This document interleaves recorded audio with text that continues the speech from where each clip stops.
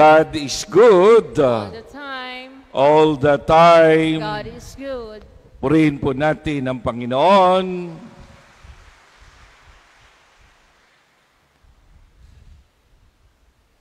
Naalala ko ang isang santa na tinaguriang Mother Teresa of Calcutta. Ang dami niyang critics. Kahit gano'n na siya kabanal, kahit gano'n na siya kabuti, kinakasuhan pa siya. At alam nyo, ang kaso sa kanya kasi siya ay nag-aalaga ng mga bata sa ampunan at mga matatanda. Ang paratang sa kanya ay siya ay nagko-convert, proselytism na tinatawag, nangangaral ng salita ng Diyos, nagpapahayag ng salita para may convert niya ang tao sa Kristyanismo. Alam niyo ba ang parusa dyan? Maraming mga pinarusahan ng community, minsan ay tinatali sa krus at inililibot sa buong komunidad. Kaya nung nandoon ako sa India, bawal na bawal sa amin ang magsalita tungkol sa aming pananampalataya, magbahagi tungkol sa aming iniibig na Diyos at kung bakit ginagawa namin ang mga bagay na kabutihan na magpakain ng mga dukha at magpakain ng mga orphans o mga ulila. Kaya kung siya ay mahatulan, siya ay maaaring palayasin sa India at pwede siyang pagkaguluhan ng mga tao at saktan. Pero alam niyo po ba, nung tinanong siya, totoo ba yan, Mother Teresa de Calcutta? Ang itinugon niya, alam niyo po, mahal na hukom, yang mga batang yan ay kinuha ko sa mga basurahan, halos naghihingalo. Dinala ko sa aming tirahan, sa bahay ampunan, pinakain, at ibinahagi ko ang kabutihan ng Diyos.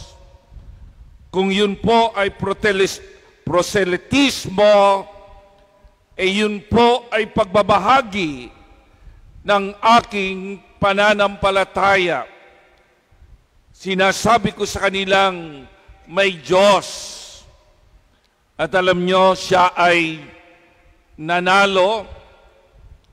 Kaya nagtagal siya sa India at doon ay tinulungan pa siya ng gobyerno ng India at ng buong daigdig upang kalingain ang mga dukha, ang mga mahihirap. Alam nyo, mga kapatid, lahat tayo ay pinagkalooban. Ang pagkakaloob ng Diyos sa atin ay Kanyang pagtitiwala sa atin. Kaya ang kaloob ay ipinagkatiwala sa atin.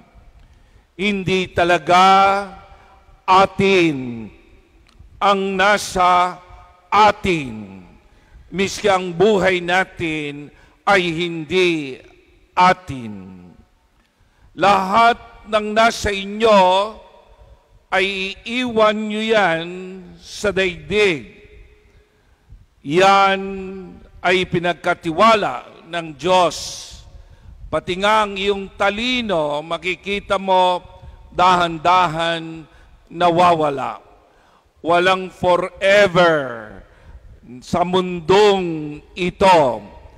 na ibinigay o pinagkatiwala sa iyo ng Diyos, kundi ang Kanya lamang sarili, ang Kanya lamang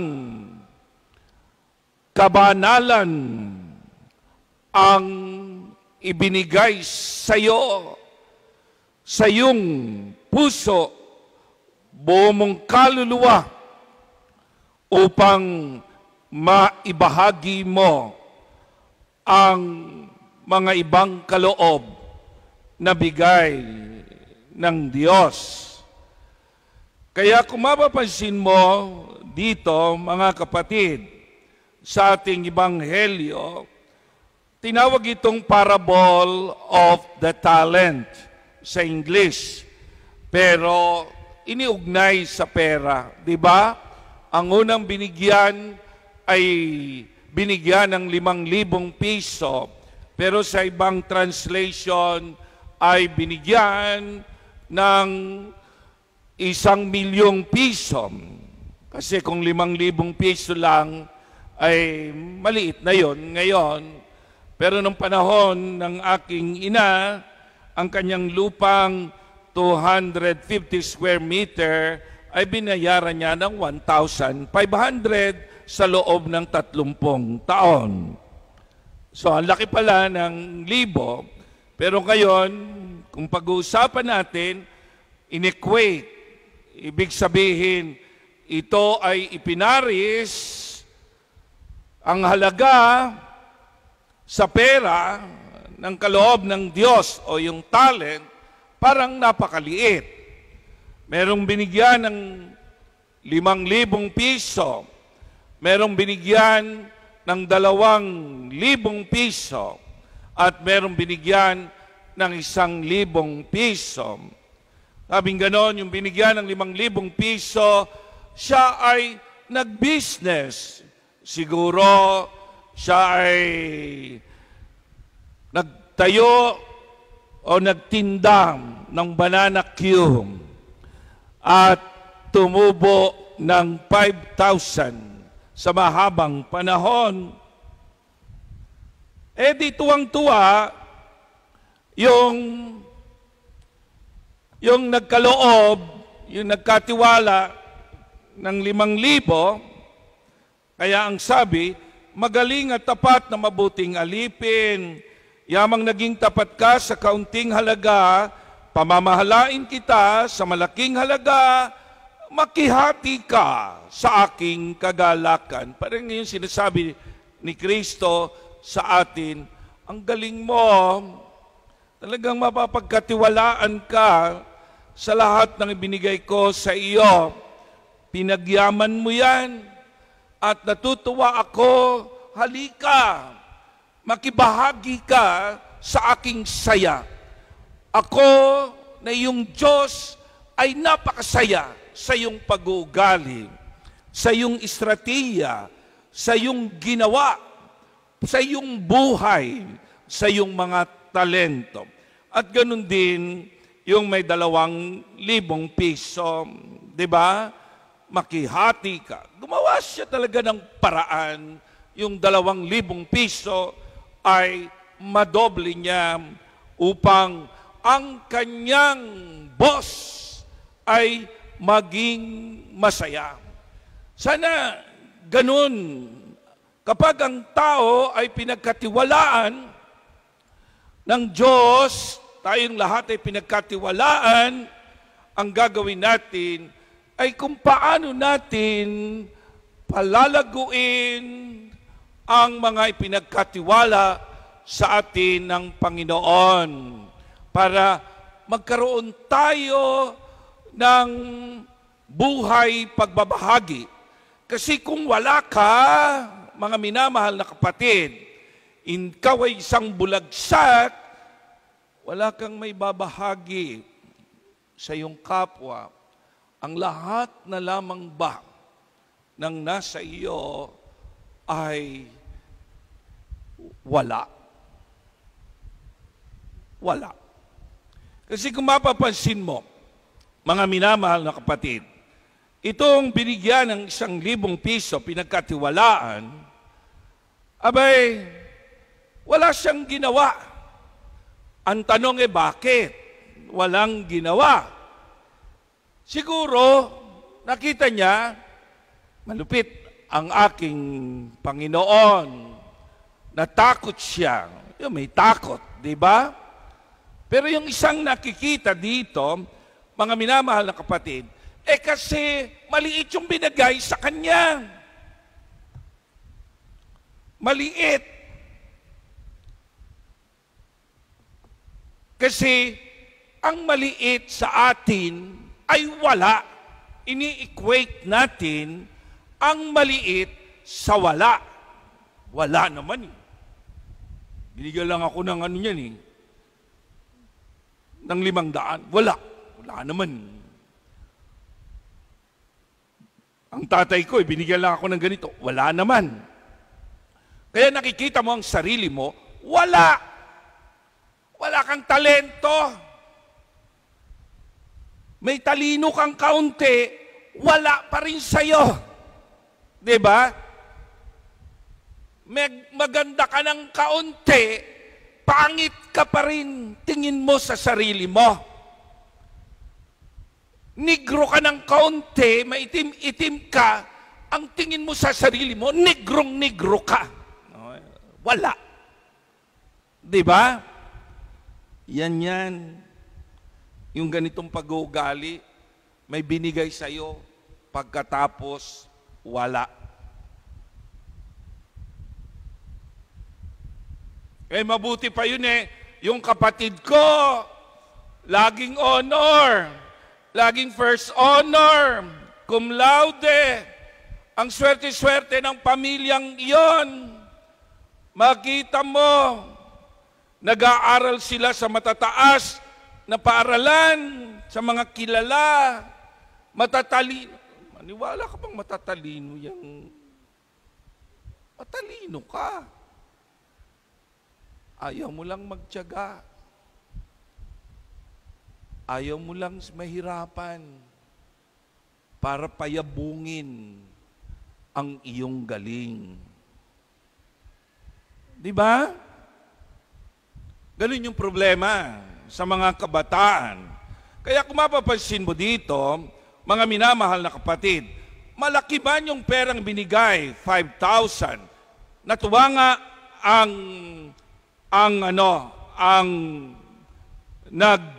nagbigay sa kanila. Yung 2,000 natuwa. Hindi sinabing, ay bakit hindi mo ito nilakihan? Hindi ganyan, Bakit hindi mo ito nilakihan? Makikita mo, anumang talento mo, sinasabi rito ng Panginoon, pagyamanin mo, anuman ang galing mo. Pero ang dami sa atin na wala nang pakialam sa kanilang kakayanan. Yung kanilang karunungan, hindi na nila pinalago. Yung kanilang kakayanan, ako isang halimbawa lang doon sa bahay ampunan namin sa resettlement area, nagpatayo ako ng TESDA Center. Aba, milyon halos ang nagamit namin. Libre. Pero yung mga kabataan, wala. Hindi interesado. Pero kapag ang gobyerno sinabi na may allowance 150 to 200, nako, dagsa ang mga tao. Mamimigay ng welding machine, dagsa sila. At pagkatapos, ibebenta ang welding machine. Kasi inequate talaga sa pera ang kakayanan. Kaya ang daming mga tao na ang kakayanan ay pinabayaan. At kapag pinabayaan ang kakayanan, katulad ng sinabi rito, itinago. Itinago. Pag sinabing itinago, Ibig sabihin nito, hindi pakikinabangan. Kasi sa atin, gusto natin pagkaperahan palagi ng pagkaperahan ang ating mga kakayanan. Ayaw nating i-develop ang ating kakayanan upang maging magaling tayong mga tao. Bagay naman, hindi lahat naman ng talento mo ay dapat iyong lahat na isagawa. Katulad halimbawa ni Manny Pacquiao, boksingero na siya, gusto niya pang maging pastor, gusto niya pang maging basketbolero, gusto niya pang maging coach, gusto niya pang maging artista, gusto niya pang politiko, gusto niya pang presidente. Hindi mo kaya lahat yun. Di ba? Marami kang alam, pero pumili ka ng talagang gusto mo na pakikinabangan mo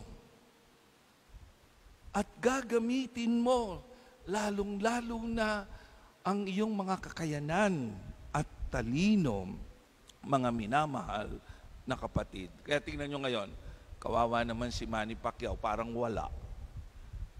Jack of all trade. No?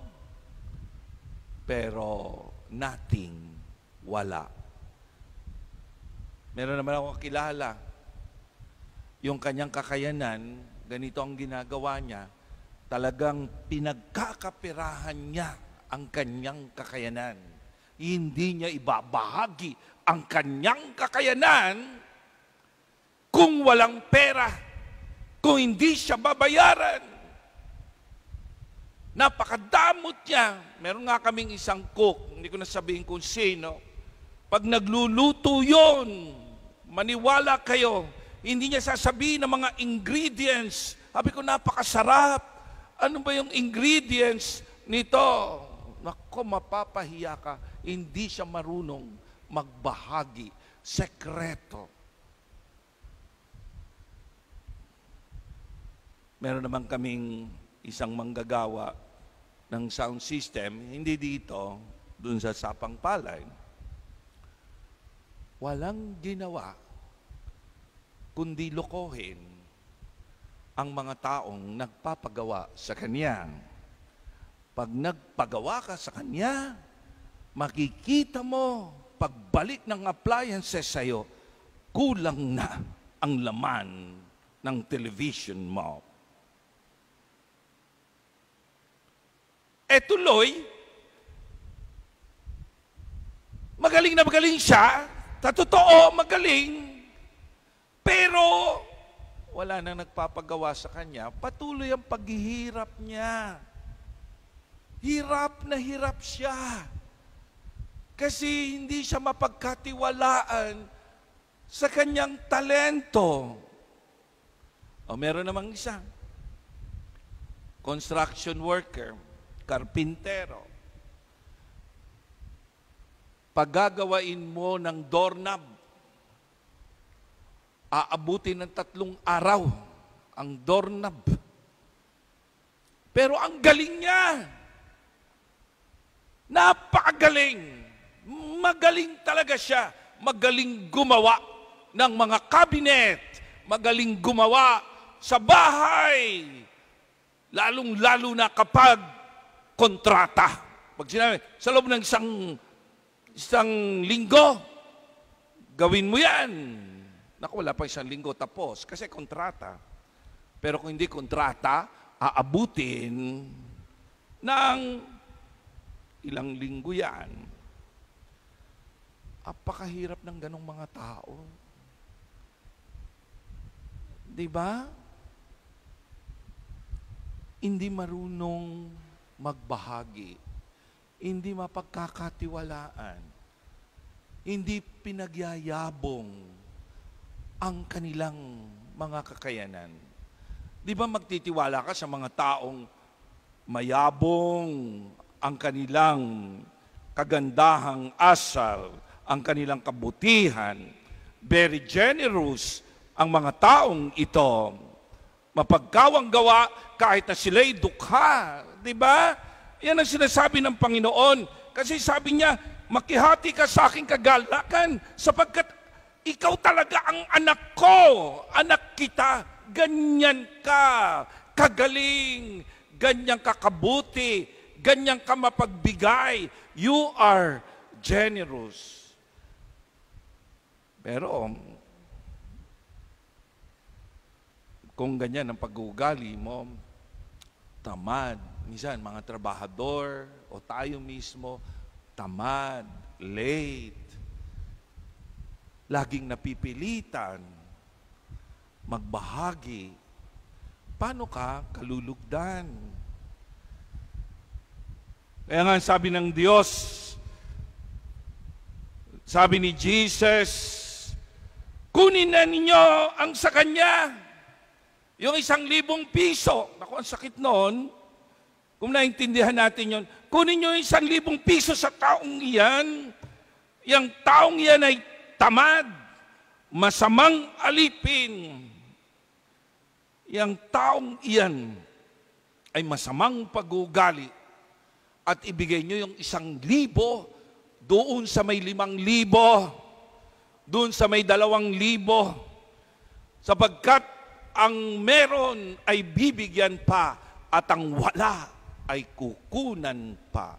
Tingnan ninyo, miski ang Diyos, parang sumuko siya. Ang Diyos hindi sumusuko, pero sabing ganon, itong ganitong klase ng taong ito ay hindi mapagkakatiwalaan. Hindi siya anak ng Diyos kung umasta. Binigyan mo ng mga kakayanan, ng talino, ginagamit niya sa katamaran, ginagamit niya sa panluloko, ginagamit niya sa masama. Ang isa pa rito di ba? Yung katawan natin, ang ganda-ganda ng binigay sa'yo ng Panginoon. Anong ginawa mo? Pasensya na kayo, ha? Ang tamaan, bato-bato sa langit, ang tamaan sa pole. Tingnan nyo ginagawa ninyo sa katawan nyo, mga kabataan. Di ba? Patato ng patato. Bigay ng Diyos yan sa inyo, pinagkatiwala yan. Yan bang ibibigay? Babalik mo sa Diyos panay drawing? Di ba? Butas dito, butas na malaki sa tenga, butas sa dila. Di ba? Meron akong pamangkin talaga itong pamangkin ko ay matigas ang ulo. Matigas talaga ang ulo. Alam nyo nagpatato siya, high school. Talagang nagalit ako, talagang bakit ka nagpatato naman? Kasi po namatay yung tatay niya. And then yung nanay niya rin ay nagkaroon ng cancer nung panahon na yun. Sabi ko, bakit ka nagpatato? Mag-aral ka lang, makikita mo, mababago ang buhay. Pagkaraan naman ng ilang buwan, tattoo na naman. Hanggang dumami ng dumami. Sabi ko, hindi ka matatanggap sa sa Jollibee man lang o hindi ka matatanggap. Eto, tumagal-tagal na nga, nung tuminu-tinu na siya, nakikiusap na sa akin, Father, tulungan mo ako. Matanggal natin yung tattoo ko. Yung tattoo niya, paano pang matatanggal yan? Hindi raw siya matanggap sa trabaho. Huwag mong sirain ang ibinigay ng Diyos, ipinagkatiwala ng Diyos sa iyo.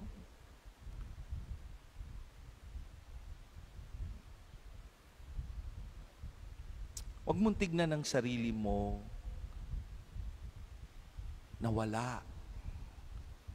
Kasi kaya ka nagkakaganyan, akala mo lang wala. pero merong ibinigay sa iyo ang Panginoon. Kung matalino man ang iyong kapatid, kung magaling man ang iyong mga pinsan, kung magaling man ang ibang tao, hindi ibig sabihin wala. Ang Diyos nagkatiwala sa iyo. Nakita mo naman sa pagbasa. Kaya kung mapapansin mo sa unang pagbasa, ito lang ha, sabing ganon, mahirap makakita ng mabuting asawa, higit na mahaling alahas ang kanyang halaga, lubos ang tiwala ng kanyang asawa at sagana sa pakinabang ang makakamit niya. Pinaglilingkuran niya ang kanyang asawa habang sila'y nabubuhay. Pawang kabutihan ang ginagawa at di kasamaan. Wala siyang tigil sa paggawa. Sinabi ba rito na itong taong ito ay matalino? Sinabi ba rito na ito ay may mga medal? Ang sinabi lang dito, wala siyang tigil sa paggawa. Ang sabi lang dito, siya ay mabuti. Kaya, maliit man ang talento mo, hindi ka man kagwapuhan, hindi ka man kagandahan, hindi ka artista, hindi ka man magaling kumanta. Kasi dito, sa daigdig na ito, yun ang sinusukat. Tingnan mo yung mga maring hindi hidahangaan sa'yo, yung mga maliliit na bagay na yan, pagyamanin mo. Ang galing mo sa business, ang galing mo sa pagiging mabuting tao, ang galing mo sa pakikisama. Ako sa totoo lang, nung bata ako, 14 years old ako, hindi ako makapagsalita. Hindi talaga ako makapagsalita. Ngayon, napakadaldal ko na. Napakahaba akong magumilya. Hindi ako makapagsalita. Tinatakpan ko pa yung mukha akong ganyan. Pinag-aralan ko ng pinag-aralan yan. At nagbasa ako ng nagbasa para may maitulong ako sa iba. Nakinig ako ng nakinig sa mga katikista upang ako yumabong. Yabong, ibig sabihin ng yabong. Hindi nyo maunawaan yung yabong siguro. Yumabong, lumawak, lumaki, mag-grow. Hindi ka para yumabang, kundi para ka mapakinabangan. Gawin mong kapaki-pakinabang ang iyong sarili. Mga kabataan, nung isang linggo, di ba, mga nanay ang aking pinuntirya, ngayon naman kayo, tingnan ninyo ang sarili ninyo. Magligaw ng ligaw. Huwag niyo sirain ang inyong sarili. Iplano ninyo ang inyong buhay. At ang galing ay hindi lamang sa pagtitiktok. Maraming galing kayo. Magaling kayo. Diskubrihin nyo yan. Lalong-lalo na sa mga vocational. Kaya nga sinabi rito, isang nanay na ganito, mabuti. Nakakita na ba kayo ng nanay na hindi mabuti? O marami. Miski magsulsi ng damit, hindi marunong. Magluto, hindi marunong. Kasi hindi pinag-aralan. Walang tiyaga. Naalala ko nung ako'y nagtuturo ng mga bata sa public, batang pari pa ako, tuturo ako yung mga bata, nakikita ko, merong mababango, nakaayos, kahit may hirap, makikita mo yung mga damit, planchado, malinis, bagong paligo, ang bata. Pero, merong mga bata na mabaho, malansa, hindi sinusuklay ang buhok, doon sa public. Merong mga bata na walang bitones, ang damit, walang zipper, ang sinelas napakadumi, nanghihina, hindi kumakain. Sabi ko, nasa nanay mo, nandoon po, natutulog pa. Bakit? Nagsugal po, buong magdamag sa patay. Kaya nga sinabi rito, mahirap makakita ng mabuting asawa, higit sa mamahaling alahas ang kanyang halaga. Kaya kayo mga kabataan, huwag kayo mag-asawa ng ganda lang ang hahanapin nyo. Mabuting asawa. Marunong magtiyaga. O kung nakapag-asawa na kayo ng hindi ganyan, turuan nyo. Tulungan nyo. Pero gawin mong dalubhasa at dakila ang iyong sarili. Kung hindi ka magaling kumanta, kung hindi ka magaling sa English, kung hindi ka magaling na tao magsalita, ang sinasabi rito, ang daming kakayanan na kaya mo, pag-igihin mo ang pagiging mabuti. Yun ang talento. Kaya ang sabi ng Panginoon, pagdating ko, meron ba akong madadatnan na ganyan? Yan ang sabi ng Panginoon, tulungan ko man ang tulungan ng daigdig. Meron bang mga ganyang mga tao na pinagmalasakitan ang bigay ko sa kanila, ginamit sa kabutihan? Yan ang tanong ng Panginoon sa atin.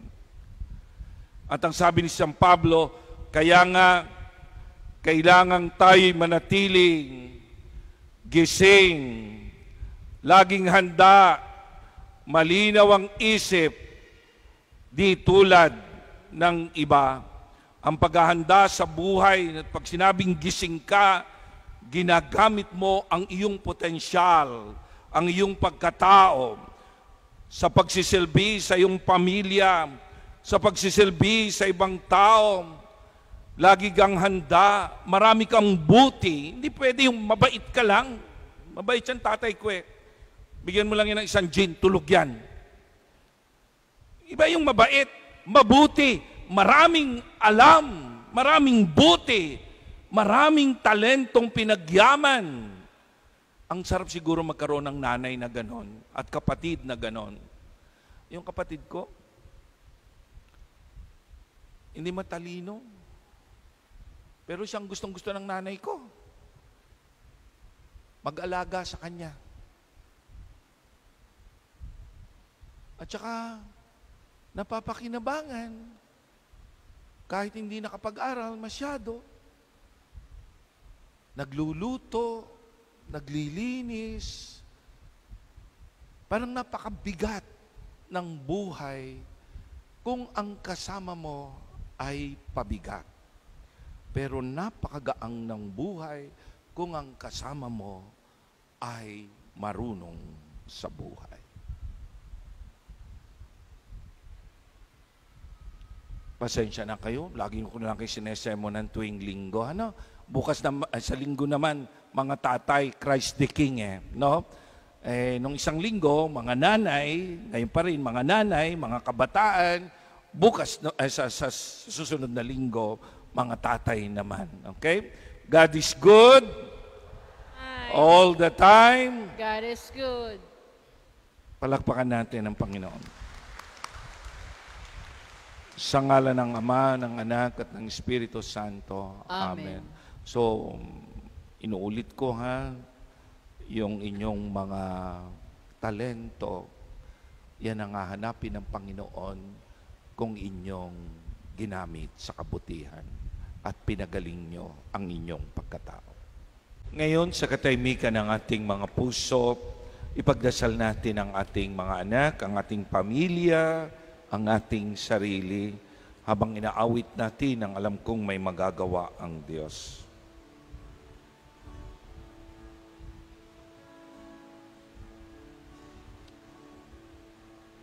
Alam kong may magagawa ang Diyos. Alam kong may magagawa ang Diyos.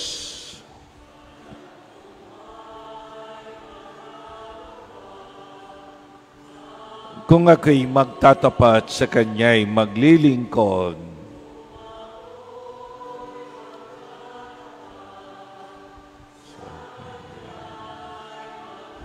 Alam kong may magagawa ang Diyos. Itaas natin ang ating mga kamay, isuko natin ang ating sarili.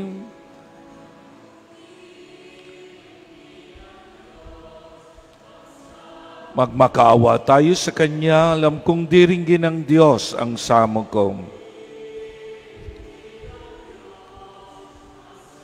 Magtiwala tayo sa Kanya, kung ako'y magtatapat.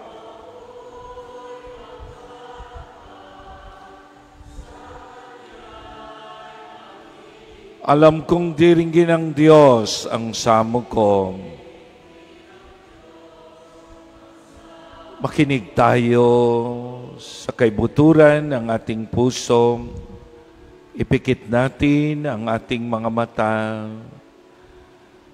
Doon ay kinukumpronta tayo ng Diyos sa kaibuturan ng ating puso. Tinatanong tayo, pabaya ba ako? Tamad ba ako? Masama ba akong tao? Ako ba'y walang pangarap? Panginoon, patawarin mo ako kung hindi ako nangangarap na maging mabuti. Kung matigas ang aking kalooban. Panginoon, hindi ko alam kung bakit mayroon akong ganitong pag-uugali. Bakit hindi ako nagpapahuli sa iyong Espiritu? Bakit hindi ako nakikinig sa iyo? Ang daming mga pagkakataon sa aking buhay na mai improve ako. Lalago ang aking pagkatao. Ay aking binaliwala.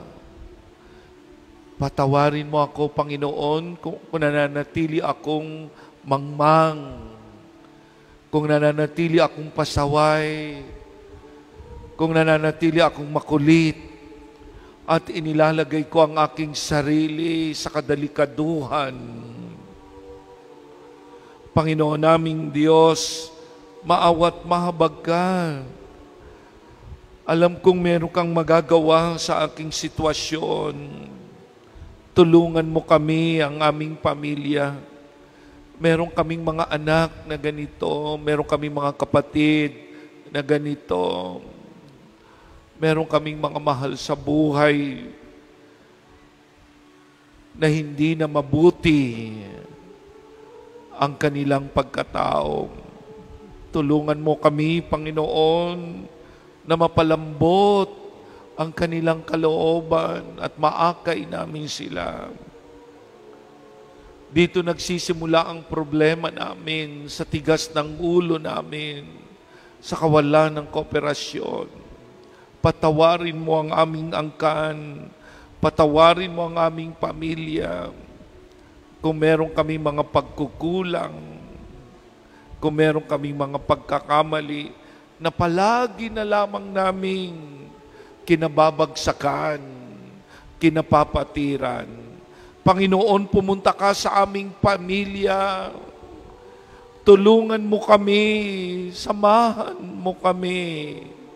Hindi namin kaya upang kami makapagbago. Sinasabi din namin sa iyo, Panginoon, ang aming mga problema. Malaki, marami, nakakatakot na minsan. Sinasabi din namin sa iyo, Panginoon, ang problema ng pagkakasakit. Tulungan mo ang aming mga matatanda at mga may karamdaman. Hawakan mo sila, Panginoon. Nakikiusap kami sa iyo. Salamat po, Panginoon. Pinauwi mo kami sa bahay na ito upang sabihin sa iyo ang aming problema. Yung masabi lamang namin sa iyo, Panginoon, ay napakalaking bagay na alam namin na hindi mo kami pababayaan. Tutulungan mo kami. Salamat po, Panginoon. Alam na alam mo na ang aming nasa puso. Salamat po. Tulungan mo po kami. Alleluia, alleluia.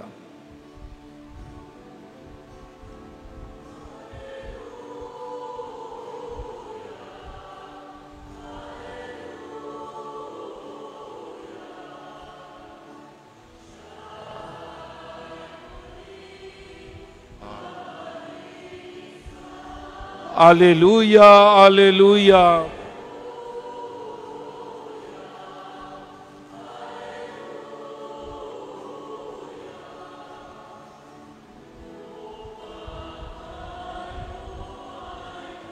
Sabihin mo sa katabi mo, merong magandang mangyayari sa iyo.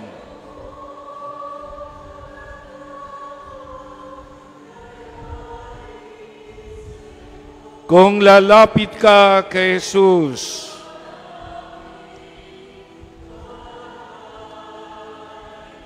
sabihin mo, merong magandang mangyayari sa iyo.